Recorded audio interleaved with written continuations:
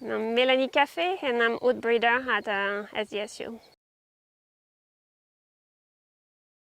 Well, I've been interested in plant breeding since many years, actually from high school. I came to work on oat only since I started with this position. So as I started this position, I discovered oat and actually enjoy working with oats. There was an exchange with my school in France, and I came first for an internship, then finished my school in France and came back here for an experience just to improve my English and get some experience. And in fact, I ended up staying for my PhD and then postdoc and then this position. So it's more like yearly activities. So we from January to during the spring semester, it will be mostly analyzing data, trying to identify what we want to selection that we're gonna do. Then we do also crosses in the greenhouse.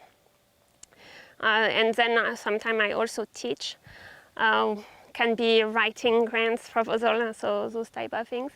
And then we plant in April. So April, May, we're busy with planting. And before that, preparing.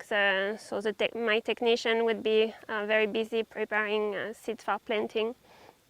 And then the growing season goes from April to about July 20th, August, depending on when we plant, but we harvest from end of July to a good part of August. And during the growing season, then we are taking notes, coming regularly to go take a look at the different field to see what's performing well and taking disease notes, heading, overall potential, lodging, things like that.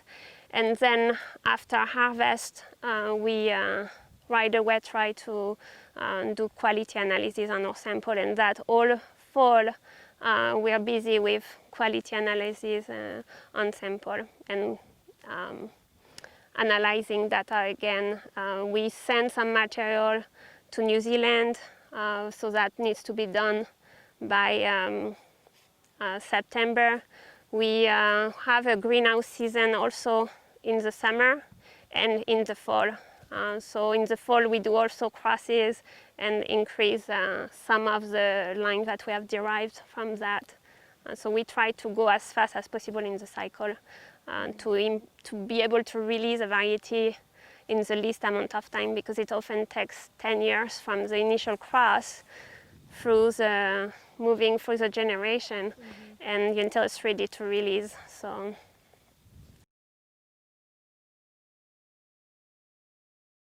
well, when I started in 2014, there was 2 varieties that were ready to release. So I just presented summarized the data and presented those for release. And then after that, there was one that was potential for organic. So that was licensed to a seed company that specializes in seeds for organic management.